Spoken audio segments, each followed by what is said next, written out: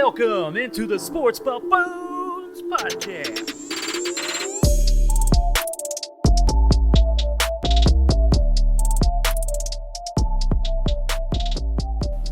Welcome on in, ladies and gentlemen, back to the Sports Buffoon Studios over here with Mike Settle running it with Tanner Dawson and Jason JG. What's up, guys? What's going on, everybody? What's going on out there in YouTube land? YouTube land. We got our Twitch land going, Facebook land, all you guys out there right. following along. And those of you on Spotify coming out here Thursday morning, thanks as well for jumping on in with us. We have an awesome weekend set up full of sports action. Obviously, the NFL draft coming here Thursday night at 7 p.m. So that is going to be the big hot topic of the weekend. The Chiefs do not have a first-round pick. They'll be picking at picks 58, and is it 63, Tanner? Is that right? I believe it is 63. That sounds correct to me anyway. So they did do a trade, obviously, for Orlando Brown Jr., so that was obviously a big help for the offense, getting that part solidified. But let's worry about that later on. We're going to have a full mock draft with you guys, but I want to ask you first, what are you guys sipping on over there?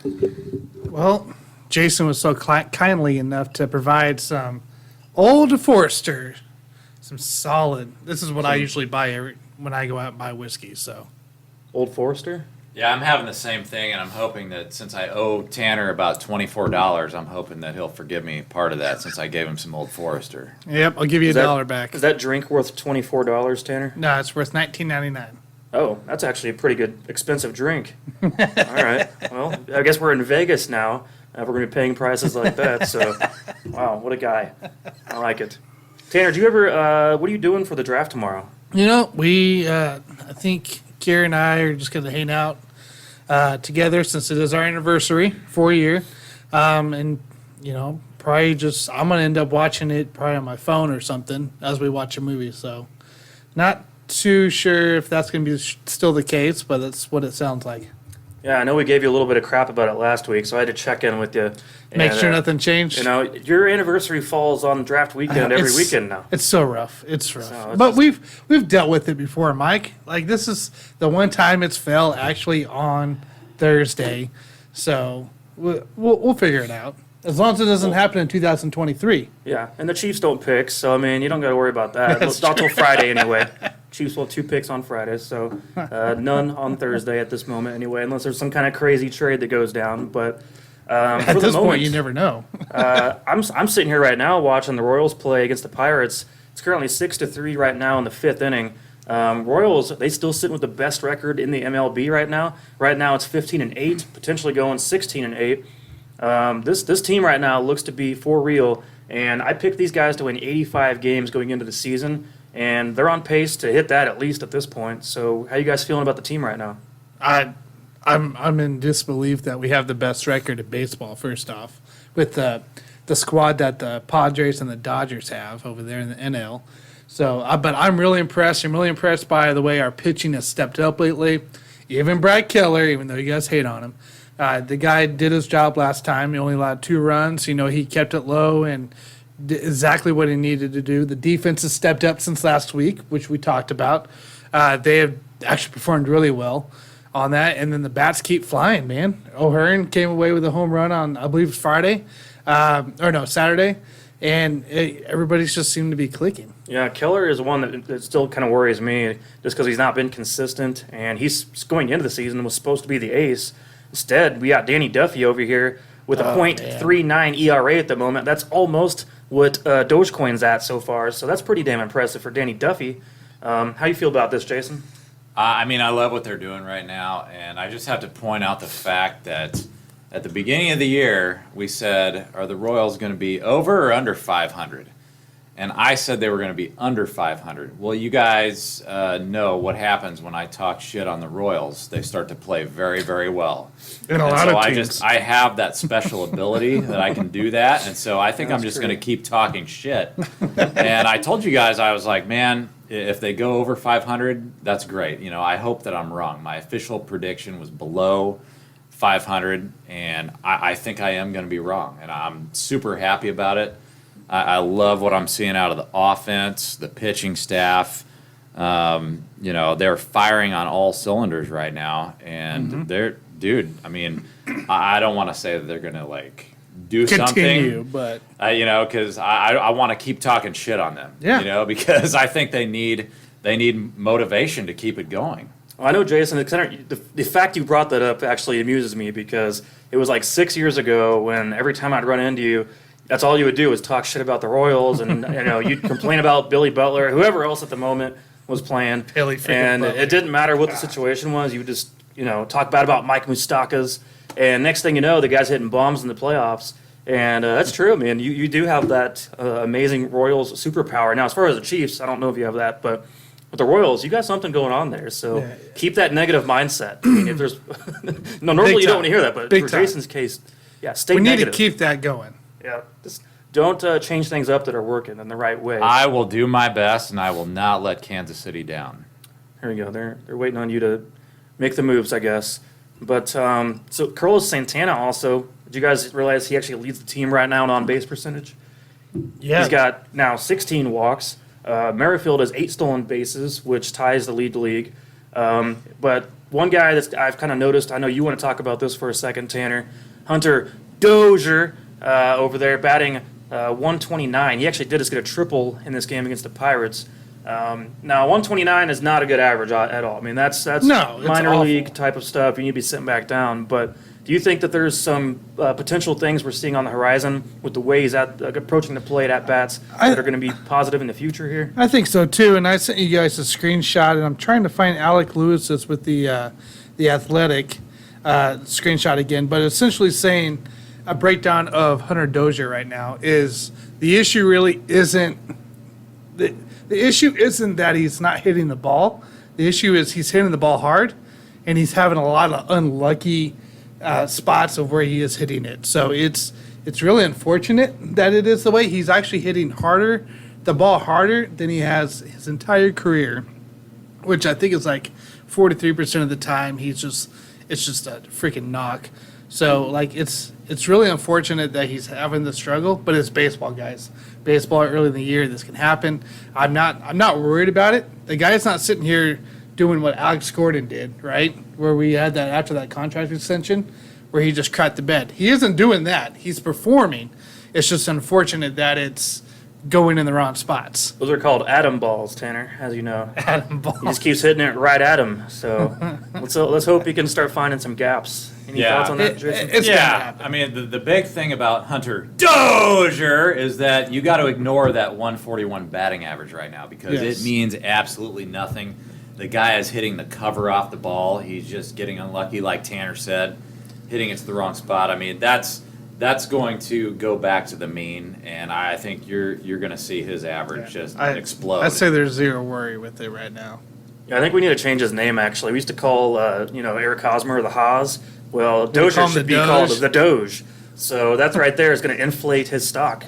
I love it. I love it. But only if he needs to request that the Royals pay him in cryptocurrencies, like instead of U.S. dollars, like one of the Chiefs players did the other day. Maybe he could get Elon Musk to put a tweet out about the Doge, and then his batting average will go up. It probably Because he's got a lot of power, as we know. I So, wouldn't be hating at all. do you guys also see the Royals now going to be allowing 17,000 fans in attendance? Yep. Come May. Yes, correct. Yep. Come May. So I think that's a rise. What percent? Where were they at before? 10,000. So yeah, they were about 10,000. So this will put them about 47% Is that capacity. Okay. So we're not quite to half yet, but we're getting there and everything. I figure each month it'll up it a little bit more. I think so too, because the NFL's already came out and said that they're not going to restrict people, so it's going to be up to each stadium. So I don't think they're concerned there. I think the MLB is getting there right now, but they also came in off the winner. So I love it. I love the fact that people are being able to get back in the K. I know the players love it for sure. Well, here's the thing about the Royals. I mean, they need their fan base, especially if they make it to the playoffs. So when we're sitting here in August and September, hopefully October, I mean, trust me, everybody, all the fans, I'm sure most of the fans are going to have their vaccines by then, right? And so once you get your vaccine, like, who cares? Just let them all in. They're going to pack that stadium out. And I think it's, that's going to be important for the Royals to have their fan base in there. Yeah, absolutely. I'm excited to go back to a game. It's been a couple of years for me, so as soon as there's more availability, I guess, for tickets, instead of having to buy 4 at a time, if I can get single tickets or obviously two tickets for the girl and I, then I'll be all over that. So One more thing before we jump over to the Chiefs, you guys. We did see a game recently that I thought brought up a little bit of controversy. Madison Bumgarner, now of the Arizona Diamondbacks, he actually had a no-hitter, a 7-inning no-hitter, due to a doubleheader being played, which is now a new rule in the MLB. Whenever there's a doubleheader, the teams play 7 innings instead of 9. Now, we had a little bit of a discussion about this earlier, you guys, and my thoughts about this, this is actually it's kind of interesting. They used to actually allow no-hitters regardless of the amount of innings pitched in baseball. But there's some confusion. I mean, it dates back to 1991. There's a ruling from MLB Committee on a Statistical Accuracy that defined a no-hitter as a game in which a pitcher or pitchers give up no hits while pitching at least 9 innings. A pitcher may give up a run or runs so long as he pitches 9 innings or more and does not give up a hit. So, look, if you want to call a 7-inning shutout a no-hitter, then we might as well go back and give every pitcher that ever completed a 7-inning no-hit game, give him a no-hitter as well. And obviously, we don't work that way. So do you have any thoughts about this? I'm kind of curious, Tanner, of your perspective on this. What did you think about that situation? Should it go down in the books as a no-hitter? Yeah, I think it should. You change the rules for doubleheaders to be 7 innings. It's still a game, still a complete game, right?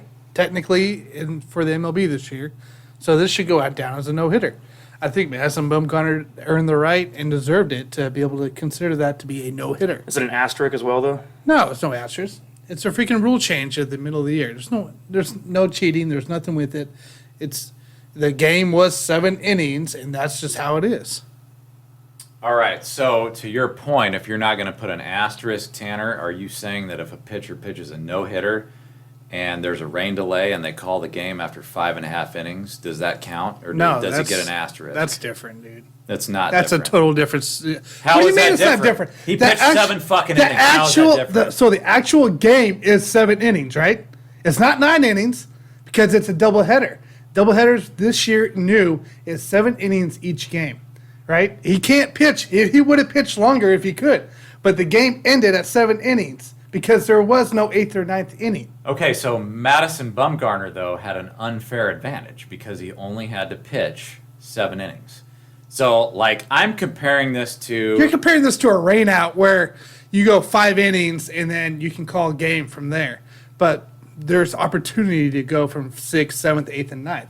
Versus this is a 7-inning... This is strict a 7-inning game. I'm saying it was an unfair advantage because if they would have had an 8th and a 9th inning, they probably would have started clubbing the guy, getting hits all over the place. He's not what he used to be. No, I know he's not. At You're all. making my point for me. So if they would have had an 8 or 9 inning game, he would have fucked himself. There's no way he would have. You don't know that, but That's there's no why I'm asterisk, telling though. you, you put a fucking asterisk. No, on there's that no shit. asterisk. It takes away from the guys who've gone 9 innings or more and have All no right, hitters. so now It dilutes all so of what now they've done. that should be in the off season for the MLB Players Association, the MLB to figure out. Well, I already 'Cause- told you the rule, Tanner. I said in 1991 is when they made that a rule. The quote is So a game in which a they pitcher gotta or pitchers figure give that up rule no out. hits while pitching at least 9 innings. Yeah, so they got to figure that out. They got to redo something with that. No, leave it the way it is. No, It doesn't count What as do a you no-hitter. mean? It's not the pitcher's fault that it's only a 7-inning game. right? But it's also not the way baseball's structured. No, so they go back to 9-inning doubleheaders. Exactly what they should do. You're taking away from personal players' stats and history, that potential, by keeping it at 7 innings. Then, if you're not looking at different rules like that. All right, let me put it this way. I'm pretty sure that Nolan Ryan in his career had 7 no-hitters. Yeah. And they all lasted 9 innings. I'm pretty sure if you go ask Nolan Ryan this question, he's going to say, fuck no, that doesn't count. No, Nolan If he Ryan pitches a no-hitter for 7 innings, Nolan Ryan is going to be honest with you. He's going to say, no way in hell that shit counts. No, Nolan Ryan's going to come up and his first statement isn't going to be about the 7-inning game. It's going to be, this is the stupidest rule I've ever heard of why the hell the MLB players are only playing 7 innings in doubleheaders. That's going to be the first thing out of his mouth. And then, yeah, he might disagree with that. That's true, but to Mike's point, that devalues all. If you're saying that you're not going to put an asterisk, that devalues doesn't all devalue. of Nolan Ryan's What else is he supposed to no-hitters. do? It devalues everybody else's no-hitters. No, it's bogus, dude. So essentially, you're in a way you're punishing those guys that did it in a 9-inning game. You're not punishing anybody. You played the game the whole way through, and unfortunately for Bumgarner, So Tanner, what if instead of 7, just for the hell of it, we're going to say, okay, in doubleheaders we're going to do 4-inning games, and you pitch a no-hitter. Does it still count then? Now we're making. You're just No, going because of that's going to what exaggeration. your exact thing. That's exaggeration. Oh, now it's an dude. exaggeration. Okay, Because what if that's the way the game's decided? You're looking Four at innings. -2 innings versus minus what 5 innings? Yeah, I'm just saying, what if that's the way that they structure it for double headers? Well, MLB will go downhill. if so they do what that. points? What's the threshold, Tanner? Is it three innings taken away, or is it 4 or 5? Or I think what? it's I think 7 is your max. And if it was 6 innings, then doesn't count as a no hitter. 6 innings, there'd be a lot more controversy. No, there already is controversy because There it's a shouldn't stupid be. topic. Like it's not something It's that even stupid that should be MLB plays discussed. only 7-inning games on doubleheaders. That's what Why? you do in high school. Sure, That's what I did in high school. That's a whole different debate. Okay. All right, I want to make one But I'm quick just point saying. about this whole thing. This argument right now is no different to me than the people that discount all of the home run records during the steroid era. And I want to be clear here. Barry Bonds, it was never proven that he did steroids. But before him, I'm pretty sure that it was either Mark McGwire or Sammy Sosa. I think it was Mark McGwire, those two guys. One of them had the record, right? Mark As McGwire. far as most home runs in a season. Mark McGwire. If Barry Bonds wouldn't have broke that record, and you're sitting there with 2 steroid users that broke that fucking record, everybody in the world knows that shit wouldn't count. And I think this is basically the same argument, because if you're going to pitch a no-hitter and get credit for it, you got to pitch a 9-inning game, because you can't have an unfair advantage by only having to pitch 7 innings. So now he just has a 7-inning game where he has 0 hits. Correct. 7 innings, 0 hits. Correct. Whatever. And like I said, he should get credit for the no-hitter, but you should put an asterisk by that. Well, I mean, are an asterisk really mean something people are going to look back on? Yeah, Yes, because they you're will. going to want to understand why there's an asterisk next to it. Yeah. Because I just everybody's wanna going to look into know that if he would have came out in the 8th or the 9th inning, he would have shit his balls We don't and know that for given up sure. a home run.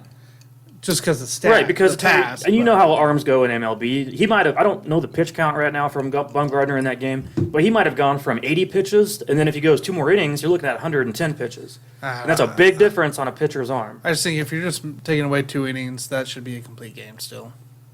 Well, like I said, that's your threshold, I guess. If we talk about take away 3 innings, then we got to talk more about it, I guess. So It's a great debate, and I think Tanner and I are going to agree to disagree on that one. Yeah. Yep. All right.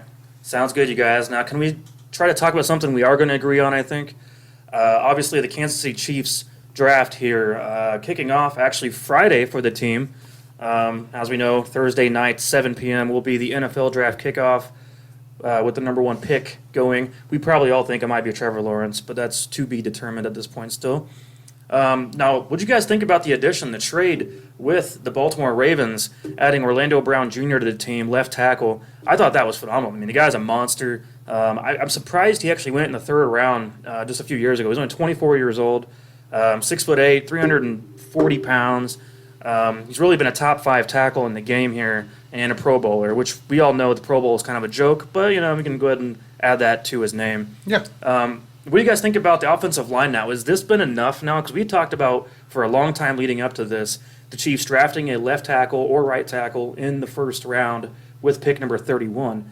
Now, does this addition of Orlando Brown Jr. mean to where the Chiefs don't need to worry about adding offensive line at this point? Or what's your thoughts in general on the structure of the O-line right now?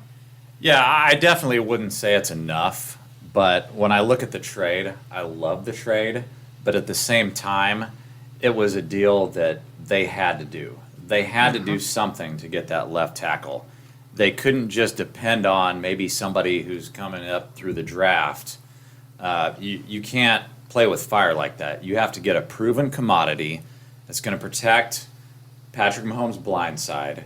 And so I feel like, as happy as I am about the move, I feel like it was a move that had to be done. Like, they had no other choice. They had to figure out a way to make it happen.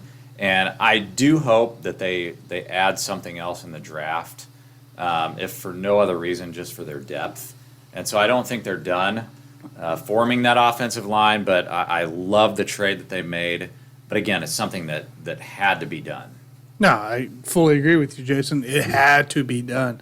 We needed a veteran left tackle. We did not need a rookie coming in place to possibly protect Mahomes here. What does this do for the Chiefs? Well, it gives them a little bit of comfort, right? That they have a pretty solidified left tackle now. And they can mess with Niang over at right tackle for sure and kind of understand and get their O-line situated. Now, what does this do for the drafting for the Chiefs, right? So, yeah, we do need to take offensive linemen still, but we don't have to do it in the second round now. We can wait till our 5th or 6th round pick. We can make it a late depth guy instead of a starter now. So, I think it's a big win for the Chiefs, solid win for the Chiefs, and it's gonna definitely help us out. Yeah, this is a whole new offensive line now. If you look at it from left to right, we're looking at Orlando Brown at left tackle, left guard Joe Thuney, at center right now Austin Blythe, at right guard potentially Kyle Long. I'm hoping he can put on some more weight and come back and be healthy. And then at right tackle, we have a mixture, maybe Mike Rimmers or Lucas Niang. I think Niang, no matter what, is going to be a starter on this team. So I don't know. He might initially be the right guard over Kyle Long even. But I think I would like to see him at right tackle over Rimmers personally with his development anyway. I think he's a big-bodied guy. You guys have obviously seen him. He's been working out throughout the entire offseason. I saw him on Twitter recently. One of his agents, I think, was posting a video of him doing some left tackle movements, actually, with his footwork, which I thought was interesting. And that was before the Orlando Brown trade. But I think Niang is one of those guys that can play either way, right guard or right tackle. We'll see where he fits in throughout the season. And hopefully he pans out the way we expect him to after having a year off due to opting out from COVID. So what's your expectations then going into day 2 of the draft for the Chiefs? Obviously, there's 2 picks there, like I said, 58 and 63. The Chiefs, I think, need to add, another receiver to the mix. I'm not comfortable with right now looking at Hardman or Demarcus Robinson, especially as a number 2 receiver on this team. And I think it'd be great to add whether it's a veteran or someone through the draft, which I'd personally like to do. They also need to add edge rusher. Needs to be in the list there. I think another linebacker, inside linebacker, should be in the mix there because they do need to add depth there, and we didn't see quite enough from Willie Gay yet to know if he's going to really pan out to be a successful player with this team. I know for my interest, I got a few guys I like. Rashad Bateman from Minnesota is one of them. I do like the tight end Brevin Jordan from Miami. Linebacker Jabril Cox, Tanner talked about them last week. These are actually all guys the Chiefs have had talks with. So these are all guys that the Chiefs have sat down with at some point, had some kind of interview, whether it's, obviously over the internet due to COVID restrictions and all that kind of stuff. So it's people that they've shown interest in. I do have one, actually, that I think would be a phenomenal fit in the second round for the Chiefs. Very polished receiver, and it's Dynami Brown from North Carolina. Chris Sims actually ranked him over Jalen Waddle. So Brown averaged 20 yards per carry, 20 yards per catch, I should say, 2 years in a row. He's a very, improvisational route runner, similar to what Sammy Watkins has done in the past. And he played the X position, similar to Watkins as well. 6'1", 185 pounds. So he's a little bit thinner than Watkins, but I like his route running. And in his types of routes he was running there at North Carolina were very similar structure to what the Chiefs run here in KC. So do you guys have any names in particular that you guys are interested in the Chiefs taking? I kind of like Terrence Marshall Jr. to possibly drop down to the Chiefs in the second round as our first pick there, and then go out and get Cox, a couple LSU guys going back at it. But I wouldn't be surprised if we go after a defensive end or offensive linebacker, Ronnie Perkins with Oklahoma, 6'2" guy. I think we're going to go probably most likely defense for those 2 picks, and then hit the offensive side on the late 3. So, but it's those are the 2 guys I could see. I could definitely see the Miami guy possibly dropping as well to us in that second round pick. I like Perkins as well. I like those guys that got that quick get off and the speed. And Peyton Turner as well from Houston, another one similar as far as that kind of idea. I know the part of it that sucks, you guys, is that we didn't get to see a full season for some of these guys. It seems like we only got to see a few games, a few clips here and there from some of these prospects. So obviously we're wanting to see more. Obviously, like a guy like Perkins, Tanner, he only played 262 snaps. And so it'd be great to see more of that because we know he's got potential, which also means in this draft, the guys who have the best scouting departments are going to be the ones winning at the end of this. Exactly. There's going to be more developmental opportunities because you got guys that aren't fully developed as some that you might get in the first couple rounds. So you might be reaching up for this guy in the second round that might fall back to the third or fourth. So you kind of never know. This is going to be kind of like last year in a way, but this is a way weird draft. and you could see opportunities, and we'll kind of talk about in the top 10 mock draft, but you're going to see people that you may not think might go up there. It might be like a Mitchell Trubisky situation or Blake Bortles. So you don't know what this draft. It's going to be an odd draft for sure because guys don't have as much. Like they all not even on the snaps. The game tape's not going to be there as much as it has been in the past. And obviously, a guy like Perkins has been playing since his freshman year is great. But this past season, we didn't get to see nearly enough of what we want to see out of him. Here's the thing: if he had played a full season last year, then I think in that case, you're looking at him moving up the board, potentially being a higher draft pick than what he currently is slated to be. Now, do I think the Chiefs falls to the Chiefs? Not necessarily. I think he could go higher than that. But I would love to have a guy like that in the team. Jason, do you have someone that stands out to you? Yeah, I mean, I agree with you on the wide receiver that you picked, and I want to have like a very balanced draft. So I want us to look at wide receiver, offensive line, cornerback, edge, and linebacker. We do have 2 second-round picks, and so one guy I'm looking at is Jabril Cox out of LSU. He's actually a local guy that went to Raytown South, and he's just a great athlete. We all know the Chiefs could use some help at linebacker. So that's kind of one guy that I'm going to be looking at in the second round. Yeah, I like him too. Raytown South, my dad went to school there actually, so I'll have to notify him that that's somebody to watch for coming up. A few more guys on defense the Chiefs have had communication with. They did talk to Greg Newsome of Northwestern, Asante Samuel Jr., Florida State, Paris Ford, a safety from Pittsburgh. As far as the edge rushers, Wyatt Hubert from Kansas State and Dalen Hayes from Notre Dame, and then Peyton Turner from Houston. So, and then also, I guess one more local guy, Nick Bolton, Tanner, someone you've talked about before, I think, from Missouri. So that is another guy the Chiefs have had contact with. Those are all names to be watching here come day 2, day 3 of the draft. So I know I'm excited for it to see what the Chiefs come up with, because basically what happens is the Chiefs go out, get their picks, and then as soon as they make their picks, I start, even if I know the prospect fairly well, I start Googling everything I can about him. Exactly. To get to know. I want to know his mom's name, whether he's married, or everything about his family. Barbecue or not? Yeah, what kind of barbecues he like, So I start nerding out about every time we take a player. So I remember back in 2010, back when the Chiefs, it was obviously the Eric Berry draft class. Chiefs ended up taking guys like Javier Arenas, Dexter McCluster, and all that draft.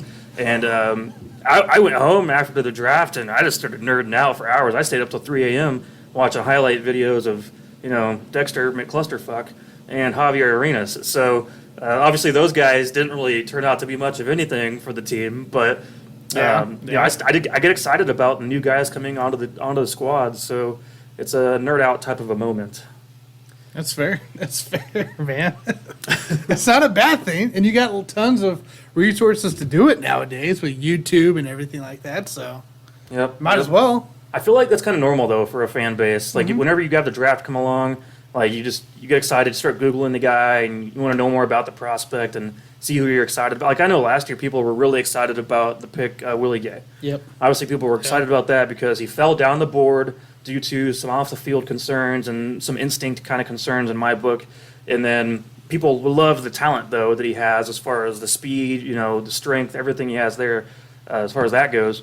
But it's more about can the Chiefs develop him and make it work on the field. So I think that's just a natural thing for a fan base to do.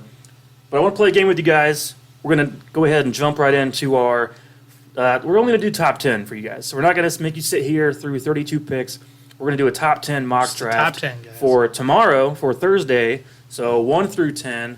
The way it's going to work is like this. So, Tanner, you're going to kick us off with the first pick. You're going to have a total of 4 teams. I'm going to have 3 teams. Jason's going to have 3 teams. So, Tanner, who are your 4 teams? So my 4 teams is Jacksonville, Atlanta, the Lions, and the Cowboys. And Jason, who are your 3 teams? Yeah, so I've got the Jets number 2 pick, I got the Bengals at number 5, and the Panthers at number 8. All right. Well, let's see if we can do our best GM type of a role here and see what we can come up with to fix these teams. Obviously, all of them picking in the top 10. Need some help here to get back on track and be successful once again. So with that said, Tanner, you want to kick us off with the first overall pick? You got 1 minute to make your selection. Well, first overall pick, guys, is the Jacksonville Jaguars. Urban Meyer came on as the new head coach. Obviously, they got rid of a lot of pieces. They still have quarterback the mustache, right? He's still there. And he was injured all last season. They needed more weapons. Obviously, they need a lot on that team. But they're going to go Trevor Lawrence, quarterback at Clemson. 6'6", 220-pound Alabama killer. The guy, you guys seen him every year out for the past 4 years. The guy has been tremendous in his career. He's just always, he's been the number one pick probably for the last 2 years, to be honest with you. So the guy is Trevor Lawrence for the Directional Jaguars, and look for him to make a splash early with Urban Meyer. Nice. Not a surprise, though, but I like it. No surprise. What do you got, Jason?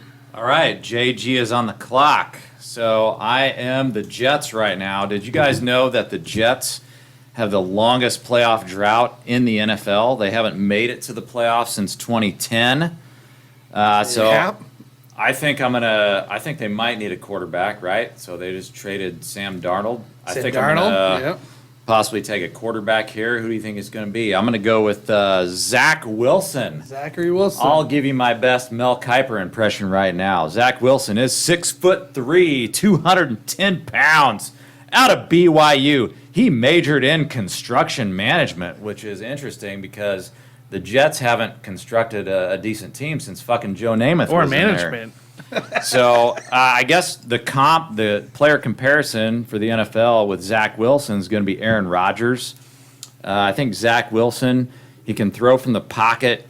He can create from outside the pocket. He throws with great accuracy. Now, the only thing that people have questioned is his level of competition that he had at BYU, and I think he's going to use that as a motivational tool to get it done at the next level. So that's my number 2 overall pick, Zach Wilson. Nice. I was kind of wondering where you're going to go with that. You might throw me off because sitting here with the 49ers pick, I got myself hoping I won it all along It's a here. tough pick, man. It's a tough pick, I suppose, but I have faith in the eventual development of Justin Fields. So quarterback, Ohio State there, 6'3", 227. All right. He was my, as a freshman, NCAA fantasy quarterback. So I've believed in this guy since day one. Some might call it a reach, but I think Kyle Shanahan isn't going to go anywhere anytime soon, and he's in for the long haul in San Francisco. And to me, this could be his next big thing as a dual-threat quarterback. This was a guy, so you talked about, obviously, the killer over there from Clemson you got, Tanner. Mm-hmm. Well, Fields against Clemson on New Year's Day, 6 touchdowns and 1 pick. Yep. So Justin Fields went over there and torched Clemson, the team you were just talking about. I like his athletic ability, obviously paired with his size. I think it will take some time for him to mature to the NFL game with his reads. This is not like a Deshaun Watson situation, in my opinion, where he's going to step in from day one and be a stud. I think he will take some time to develop. But I'm thinking long-term here, and I like his dual-threat ability over Mac Jones. So I want the dual-threat option there to develop my system. All right. Going on, number 4 overall. I like that pick. All right, number 4, guys, Atlanta Falcons is on the clock. Obviously, there's a lot going on this offseason. New coach, new GM, new ideas coming their way. They're looking to possibly trade Julio Jones or the quarterback. What's his name?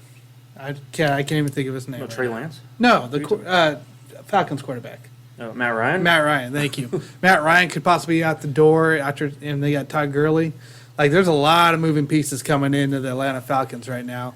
But I think Julio Jones could possibly be out the door sooner than Matt Ryan. So you got to look for a key piece. And this is going to be a lot of This will be a bunch of clues coming in if they do this come tomorrow. And Jamar Chase. I'm going to Jamar Chase for the LSU wide receiver at number 4. I think they need another weapon to go along with that wide receiver staff. And it's just somebody that is a big playmaker. He didn't play all last season, but the guy killed it in the championship run in 2019 for LSU. So look at Jamar Chase at number 4 for the Atlanta Falcons. Nice.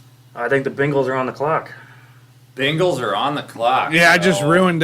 You just ruined poor my draft. Actually. Poor quarterback. So I'm sitting here at pick number 5. I am the Bengals, and I just got a call from Jerry Jones. And so I'm actually going to trade down, and the Cowboys are offering me their number 10 overall pick this year and their first-round pick next year.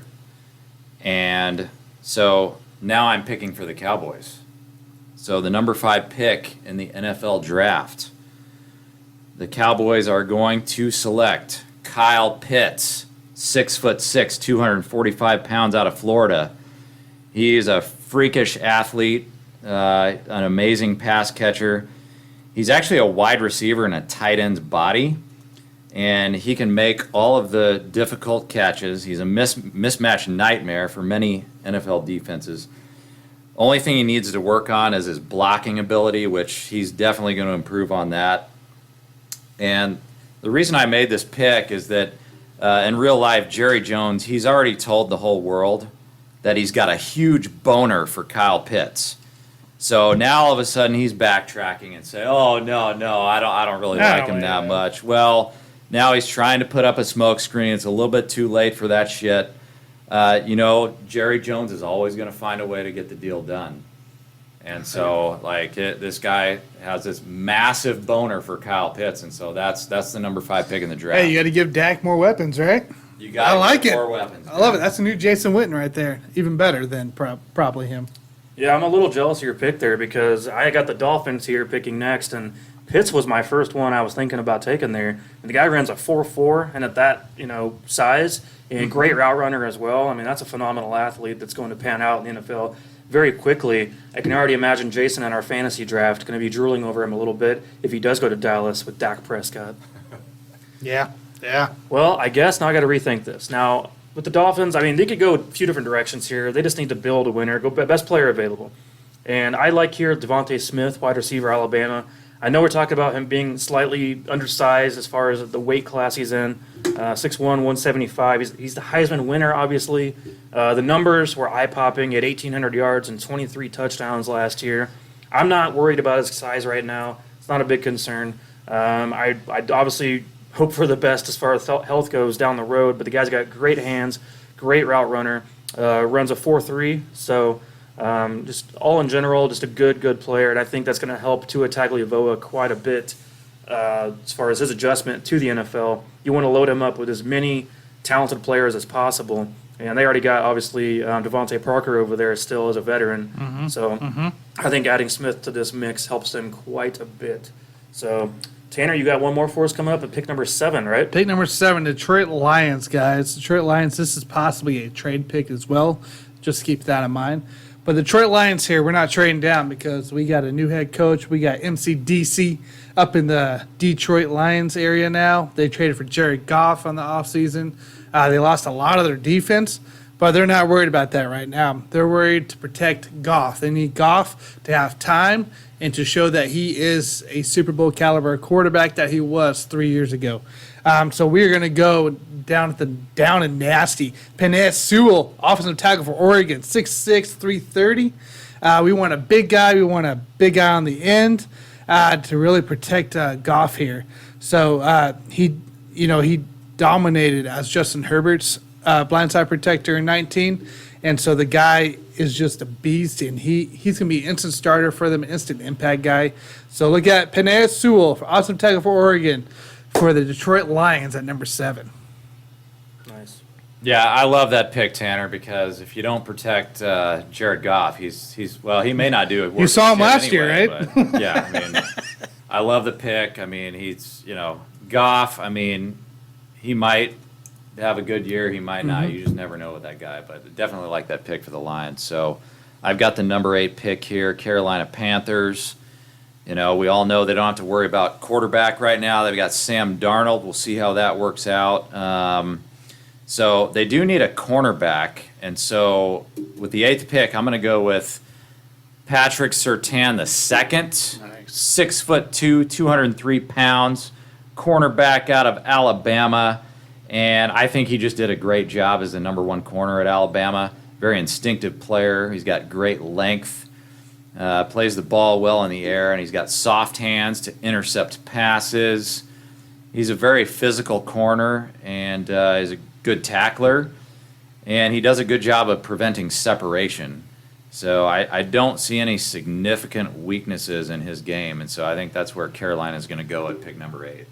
Yeah, I think he's going to be a surefire stud in the NFL. I love guys that have a good pedigree. Obviously, Patrick Surtain coming from The father, former Miami Dolphin and Kansas City Chief Patrick Surtain. Yep. And a lot of times when you see guys like that go pro, typically the son seems to end up being better than the father was in a lot of circumstances when you see that come out because they were born into it. The training was already top notch. You're already getting coached by someone who did it professionally, so you're naturally going to be better at it and more instinctive at the game. So I like that pick quite a bit. So I got pick number 9 here with the Denver Broncos. I like the idea here. They're looking at taking some trades. That's a very big potential here right now. And they just required Added Teddy Bridgewater. added Teddy today, obviously. man. So what does that mean for the Broncos? What is their plan? Because I can't imagine they're thinking of Bridgewater being anything of the future. I think he's actually a bridge to the next quarterback that they're going to want to take. Obviously, they got pieces in place. Some people like the way their team's structured. I think they have some good playmakers right now. Yeah.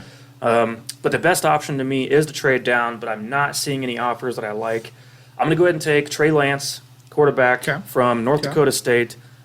He is 20 years old, so lots of room to grow, very young. 6'4", 227 pounds. He's got 1 career interception. In 2019, he actually had 28 touchdowns and no picks. So obviously, you come in from a small school like that, that's going to benefit you quite a bit as far as statistically. I think he's got a good profile as far as athletic ability as well, something that can help him quite a bit. But I think having Bridgewater there, hopefully to develop him along the way, will help for year 1. I can't really imagine him starting from right away. I don't think that's going to be the case. They're going to have Teddy be the starter initially, and then if things go south, well, we can put in Trey Lance, maybe then develop him on the field and see how things can adjust from there. So that is my pick with the Denver Broncos, the quarterback of the future. Sounds like Drew Lock's on his way out the door, Yes. according to that pick. Yes. So who we got? This is number 10 now? Are we final? Pick number 10. Cincinnati Bengals with that trade with the Dallas Cowboys earlier with Jason. So I had the Cincinnati Bengals guys, Zach Taylor, Joe Burrow. Joe Burrow's coming off his injury. He's looking for some guy to protect him. He needs some weapons as well, and they need a defense. They need a lot, guys. They lost some key players as well this offseason. AJ Green's gone and stuff. So, honestly, I think they're going to go Rashawn Slater, offensive tackle Northwestern. The guy, he opted out last season, but the guy just allowed 2 pressures while playing left tackle in 2019, and he had the second best pressure percentage allowed in the FBS as well, with 250 plus pass blocks. So that's pretty damn good, and that's kind of what Joe needs right now. And this guy doesn't have to just stick at left tackle. This guy can play left, right. He can play on the inside. So he's versatile along the line, which is exactly what Cincinnati needs. So that they can pursue also different free agents and possibly get maybe more solidified players down the draft as well. So look at Rashawn Slater, offensive tackle for Northwestern, coming into play for the Cincinnati Bengals to help protect Joe Burrow. So hopefully he does not end up on the IR once again. Yeah, totally agree with you on that pick, Tanner. In fact, that's exactly the person I had. If the Bengals do trade down, I mean, it doesn't matter what pick they have in the first round. No. They have to go offensive line because, Joe Burrow is a really great talent, and if you don't protect his ass, you're looking at Andrew Luck all over again. Yep. So we don't want to see that. No, you don't need to see that. And you saw those highlights of Luck getting beat up. Ugh. Yeah, I think I just realized, you guys, we had a lot of quarterbacks there in the top 10, and I don't really know if all these guys are deserving of being top 10 quarterbacks, but I think we left Mac Jones off the list, right? Yep, we left Mac Jones off So the Mac list. Jones was not in the top 10, but Trey Lance was in place of him actually going to Denver. So I wonder if that's something, when it comes to the real draft here Thursday night, if that's going to take into account, because Alabama quarterbacks historically have not transitioned great to the pro game for whatever reason, at least lately anyway.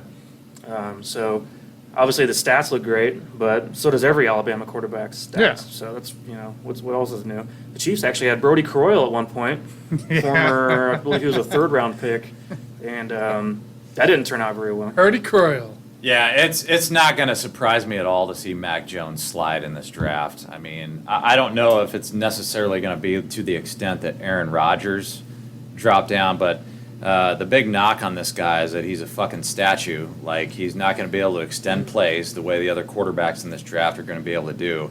Mm-hmm. And so it's not going to surprise me to see Mac Jones slide down maybe to, middle of the first round. But I'll be shocked if he goes before Trey Lance or Justin Fields. I mean, that'll shock the shit out of me. There's only one statue anymore in the NFL that can get away with it, and that's Tom Brady. Exactly. And so that's because of his experience, pocket awareness, pocket presence, his ability to maneuver the pocket the way he does, to set up everything. I mean, that's why he's the GOAT. But so do you think there's an NFL team that's stupid enough to think that Mac Jones is the next Tom Brady that might actually The draft him? 49ers. I don't think Kyle Shanahan's 49ers, that man. stupid, man. I don't know. I can't imagine That's that the only other working spot out. he could really go to, I think, in the top 10 would be the 49ers. Like, even, I think, I've heard there's interest. yeah, I heard For there's sure. interest. I heard there's interest in Trey Lance, and I heard there's interest in a little bit of Justin Fields. Well, they're so. putting up smoke screens left and right, but let's be clear here. The Niners are going to go with Trey Lance or Justin Fields. They're not going to fucking draft Mac Jones. I'd be That's just shocked not if gonna Mac fucking Jones, happen. yeah. If anybody else says otherwise, it's a fucking smoke screen. I'd be shocked. Well, I'd like to know what everyone's doing for the draft out there that's listening along. I know I'm going to try to find somewhere to go, something to do. I'm not sure about you guys. I know we talked about going down the street, right, Jason? Are we doing that? Yeah, I mean, as long as I can get drunk and do some drugs, yeah, I'll show up I over heard there. there's ping pong down the street to possibly play over there too. No, he's retired. Oh, that's right. I Yes, am sir. retired from ping pong, but Retired from ping pong. if you get me high enough, I might rethink that option. get you high enough, Yeah, we're in Kansas, not Colorado. So I don't know if that'd be legal. I can play ping pong with the best of them. Okay. So. Normally, I do better when I'm drunk at ping pong. So I've noticed that lately. With me not drinking lately, I've noticed the ping pong skills have gone down. Kind of Yeah. like bowling. You need I'll a stay few quiet, beers Mike. to do better. I'll stay quiet, Mike. I don't want to talk about it right now, Tanner. We'll save that for off the show. I'm talking about that. Actually, I'm going to open up a beer right now. This is the Athletic Brewing Company. It's called the Upside Dawn Non-Alcoholic Golden Ale. So, Did you say upside dong? oh, I missed that part. upside. Oh, it smells very hoppy. Or did you say Doge or did you say dong? The I'm getting Upside confused. Doge. The Upside Doge. Kind of reminds me a little bit of my current trajectory, actually. Opposite of that. Of the current DOGECOIN. Obviously, Elon Musk putting out some tweets for us last night at like 2 a.m. And now the DOGECOIN is on fire again. We're up to like, 31, 32 cents at the moment, something like that. So I'll get you an update. we Mike. talked cryptocurrency a little bit last week with you guys, just to get off the rails for a minute, take a little break from the sports world for a second. Now, Jason, you have quite a bit of thoughts about cryptocurrencies at the moment. Yeah, we're sitting at 31.5 cents for Dogecoin right now, which is a great deal because just last night it was down to 25. So right now it's on the rise and a lot of backing from guys like Mark Cuban and all that kind of stuff. So what's your thoughts right now on the world of crypto, Jason? I just think we need to bring it up on the show because we all know this is a sports show, right? It's not an investment strategy show, but we all are investors here, so that's why we want to talk about it. So the main thing with my cryptocurrency strategy is that I don't want you guys trying to sell when you see something go down, right? Like some people did this in the 2008 recession. Now, most people let it ride and the market eventually came back. But there were some people out there back in 2008 that panicked and they sold. And what happened to those people? They lost their ass and they lost millions upon millions of dollars. And so specifically with Dogecoin, because that's what everybody wants to talk about right all now. there is, right? That's why I want to bring it up on the show, because I don't want you guys out there in YouTube land talking to your friends and these people with no investment experience try to tell you what to do. With Dogecoin, I just want you guys to get some exposure, right? It doesn't matter if it's $10 or $50 or $100. Don't wait until May the 8th, right? When Elon Musk is going to go on Saturday Night Live and blow it up all over the place. He's the Doge father, was his tweet. I just want you guys to get a little bit of exposure, whatever that looks like. And so if I see a pullback in Doge in these next few days leading up to May the 8th, I am going to buy in. But I want you guys to know, if you buy in and it gets cheaper the next day, the tendency for a lot of people out there is to get pissed off because you bought in too high. Don't get pissed off. I want you to add to your position if you see a pullback, because that just basically means it's going on sale. What do? When we go to the grocery store and something goes on sale, you buy more of it. So I want you to do the same thing with Doge and just buy more. And Mike, you and I have talked a little bit about the whales that are out there. So a lot of these whales, when it gets a little bit higher and higher, they like to do what we call a pump and dump. Because the whales are just like anybody else. They want to buy when things are on sale as well. They're trying to scare the other people into selling off. And when these whales, when they do that pump and dump, the price goes down. And so that's what I want you guys to understand out there in YouTube land. If a whale does a pump and dump and you see that price drop like 5%, that's your buying opportunity. And so that's what I'm looking for over these next few days. I'm not going to wait until May the 8th when this SNL episode comes out. I'm not going to wait for that shit. If you wait for that, you waited too long. I'm just waiting for the dips, and that's when I'm going to gain a little bit of exposure with Doge. I'm 0% invested right now. So you guys already have a position. I'm going to have a position within the next couple of days, but I'm not going to rush into it. But if it gets to May 8th and you're sitting here at 35, 40 cents, whatever it is, you got to get some exposure. That's all I'm going to tell you. Get some exposure, and then when you see the dips, you got to add a little bit more. Well, I got a couple things there I want to kind of talk with for a minute there. Is that this isn't some kind of get-rich-quick scheme. This isn't what this is about. And whenever you go to buy in, it doesn't mean buy in with your whole bankroll all at once. You want to leave some off to the side for those dips, obviously, that will come along. So if your idea is, okay, I got $500 I want to put into this Doge, don't put $500 in right away. Put $100 in at a certain point. When it rises up, be happy. When it dips back down, as it's going up and down, what we used to call the ladder here in the gambling world, basically, when it's going down the ladder, put another $100 in. It'll rise up again. And when it goes back down again, just get those dips. You want to buy into the dips a little bit at a time, not go all in at once like everyone did back when it was 40 cents. People were out there putting in, all at once. Here you go. And we're not even close to 40 cents yet. So that's part of the problem. People, put their whole bankroll in all at once instead of chipping away at it slowly by slowly and buying in the dips instead of buying in when it's hot and high.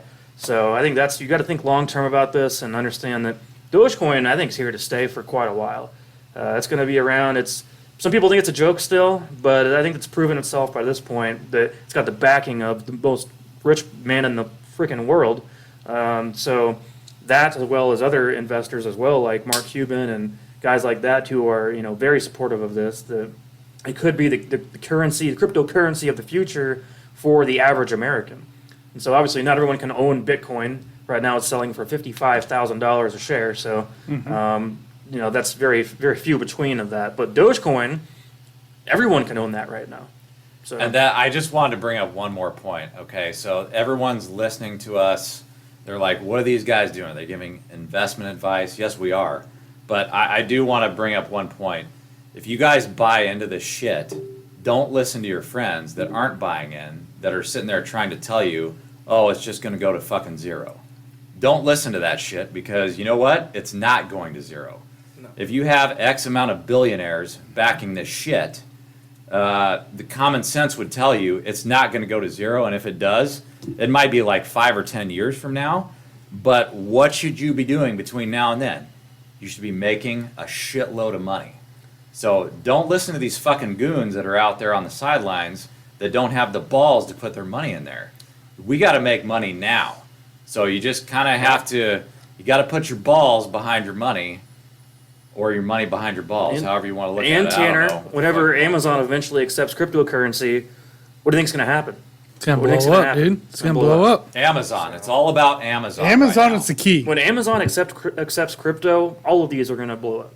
More than they already have. I mean, especially the guys like DOGECOIN. Absolutely. You got to watch Amazon. You got to watch Tesla. Mm-hmm. Tesla isn't actually, they're not accepting it yet. Not yet.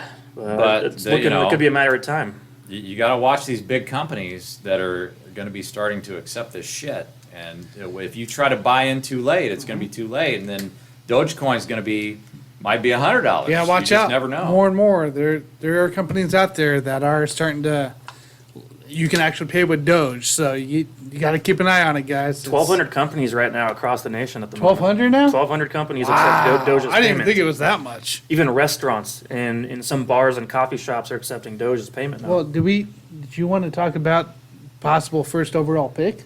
The first overall pick, Trevor Lawrence. Trevor correct. Lawrence? he's taking his entire signing bonus and putting it into cryptocurrency. Yep. So I think he's going to be adding in Bitcoin, Ethereum, but his whole signing bonus when he gets drafted to the NFL, it's all going towards crypto, which is so smart. And the Chiefs tight end, Sean Culkin as well, his entire salary for this year is going into Bitcoin. And we have guys, also Russell Okuu and Richard Sherman as well, are very invested in cryptocurrency right now. They're smart. They know that this is going And to we know double their Richard money. Sherman's a smart guy because he did his own deal and everything. So And that's huge, guys. Yeah, If the that's- number that's- one overall pick in the draft is going to do he's going to do that. just get some exposure. And if you don't know what you're doing, just stick with the top 5. It's very simple. So Doge is now in the top 5. You've got XRP, you've got Bitcoin, Bitcoin Cash, and you've got Ethereum. So if you just want to keep it simple, stick to the top 5. All right, now that we're done waving our Doge in your face, I guess, Jason, do you have anything else you want to talk about before we wrap up the show here? Yeah, just a little NBA topic here. So I was watching Undisputed the other day, and Shannon Sharp, of all people, had to throw out his top 5 NBA players of all time. No, He I went- got to hear this. He went by position. I gotta right? hear this. And I actually really liked his list. You know, so he had Magic Johnson as his point guard. Okay. Right? Totally agree with that. He had Jordan as his two guard. Yeah. Everybody agrees with that. The power forward, greatest of all time, Tim Duncan. Okay. Agree with that. I think a lot of people would agree with his center, Kareem Abdul-Jabbar. Yep. Yep. And he had LBJ That's a small forward? at his small forward. Really? Yep. So that was his number 3. Now, I'm not ready to put him as my number 3. You know, Who would you put at 3? That's what I'm curious. there's a lot of historians that would put Larry Bird. I'm not going to go with Larry Bird That's fair. because Okay. this is a discussion that has been all over the media. It's LBJ versus KD. And if I had to make a pick right now, I'm going with KD. I mean, KD is just a better overall player. I mean, he's a 7'1" guy who can protect the rim better than LeBron. He can shoot better than LeBron. If he wanted to, he could assist better than LeBron, but he doesn't want to. He just wants to get the job done himself. And he's an amazing three-point shooter. I would put KD as my small forward on that all-time greatest list. Not to mention what's his record in the finals against LBJ? Is he 2-1? Has he only made 3 finals? Head-to-head in the finals against LBJ. Why is he 2-1? Kevin Durant? Yeah. He's made 3 finals against LBJ. Oh, yeah. Warriors? OKC, he lost. Okay. The Warriors? And then the 2 years with the Warriors, right? Did he? Is he 2-1? I think it's just 1-1. Just 1-1. I think it's just split 1-1. Well, I tell you what, if LeBrick makes the finals this year, I think at that point KD's going to be 2-1. Oh Lord. But the bottom line is that when the last time that he beat LeBrick in the finals, he hit the shot right in LeBron's grill, and there was nothing that LeBrick could do to stop it. No. So he's unguardable. I mean, dude, Mike, you're smart enough basketball aficionado to know if those two ever played one-on-one. I mean, LeBrick couldn't even beat Michael Beasley when they were both on the Miami Heat in practice in a game of one-on-one. It's a true story. Do you really think that he could get a game versus KD? If they I went doubt it. one-on-one, dude, everybody bet on knows that that's not going to happen. He would try to pass the ball to And someone. everybody the knows sidelines. everybody knoes that KD's a better player. Okay, so all you guys that are hitting me up on Twitter or whatever the heck you're hitting me up on right now that you disagree with me, I understand that. But just use your brain here. If they went one-on-one, you know who's winning that damn game. It's KD all day long. Yeah, He's I like- unstoppable. I like KD. I would like to see that. I like to see that. I don't think you want to see that, Tanner. No, I think I Are these do. guys? Are they both whiners? Like, Yes. is KD a whiner? Katie's a whiner too. I don't think KD's a whiner. I mean, they always say that he's got thick skin or thin skin. He's Thin, he's like yeah. a very thin-skinned superstar. Is it like fake outrage though? Is he really offended by everything? I don't understand. I think it's totally fake, but I think he does use it to motivate him.